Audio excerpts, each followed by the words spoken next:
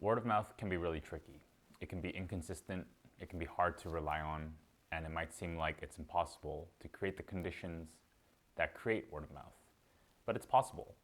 You can, in fact, design your practice in such a way that word of mouth is the default rather than something you have to promote, to remind, and to incentivize for.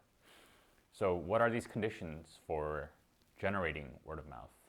Well, a lot of it comes down to understanding who exactly it is that you're going to serve.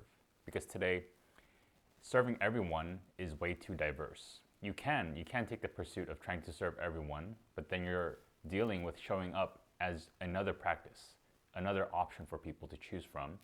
And it tends to lean towards the angle of showing up as a commodity.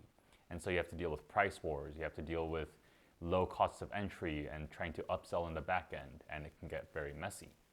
So the alternative path is to grow with word of mouth. And when you're clear with who it is that you're here to serve, and when you get very specific with that group of people, what their beliefs are, their beliefs about dentistry, what makes dentistry good, what makes a good dental office, then you can start to align the experience that you provide around that. And once you do, you can also create some positioning, which is how you choose to show up in the marketplace as a provider. So comparing you to everyone else in the market of providers, how do you stand apart from the rest?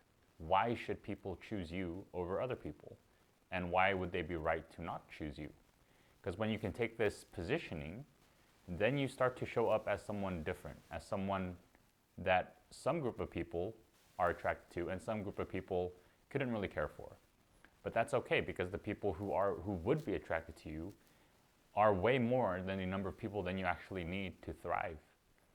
So this new approach of being very specific with who you choose to serve and positioning yourself in a way that you differentiate and stand out for them, and aligning all the elements of your practice to align with their beliefs of what good dentistry is, those conditions are just some of the conditions that you can create to create a remarkable practice, one that is worth talking about, one that is worth me telling my friends and family about.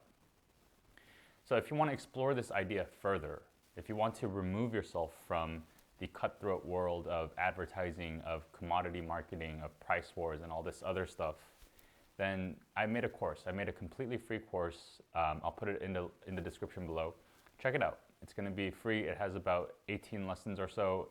Right now it's text-based, and I'm working on the videos, but it has the entire framework for how you can build word of mouth directly into your practice, and I think you'll find it very valuable.